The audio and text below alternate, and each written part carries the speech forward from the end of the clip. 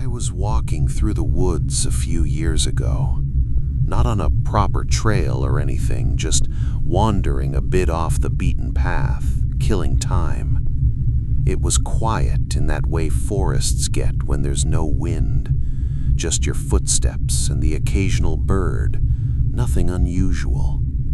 Then I smelled something. At first I couldn't place it. It was sweet, like really sweet, but not in a good way, more like it didn't belong there.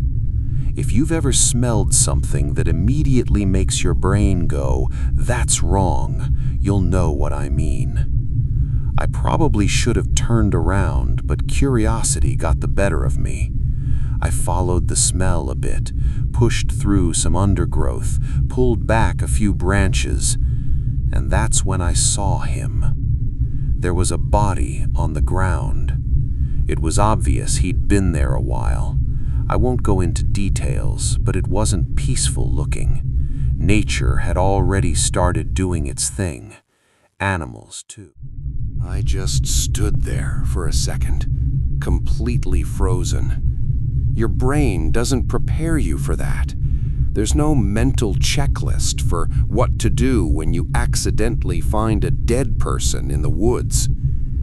Eventually, I backed away, pulled my phone out, and called the police. I told them where I was and what I'd found. They told me to stay where I was, to wait with the body until they arrived. That part still feels strange to think about.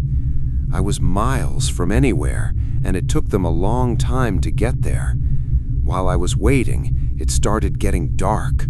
So there I was, sitting in the woods, alone, with a dead stranger. Every sound suddenly felt louder. Every rustle in the trees made my stomach tighten. I kept thinking about how this was probably the last place he'd ever been conscious, his last view of the world. It felt intrusive, like I was somewhere I wasn't meant to be. When the police finally arrived, everything shifted back to normal very quickly. Flashlights, radios, calm voices. They took statements, did their thing, and eventually I went home. Later, I found out he'd taken his own life, and that should have been the end of it. But it wasn't, not even close. For a long time after that, I started having dreams about him. At first, he was just there, standing in the woods, watching me, not doing anything, just present. Then the dreams changed. He started talking.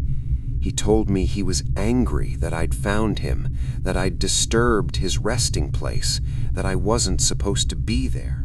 And then it got worse. He started telling me I should kill myself. I want to be really clear here. I never believed he was real. I never thought I was being haunted or anything like that.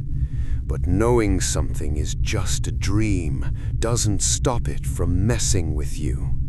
I'd wake up feeling sick, heart racing, replaying the dreams over and over. During the day I was fine, totally normal, went to work, talked to people, laughed. At night, though, my brain just kept going back there.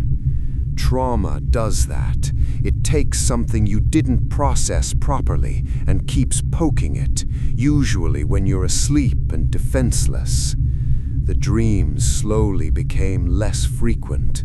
Months passed, then years. But even now, every so often, he still shows up.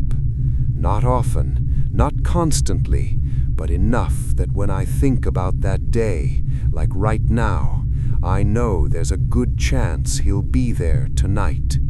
Not because he's real, but because memory is stubborn. Some experiences don't feel dramatic when they happen. They don't announce themselves as life-changing moments.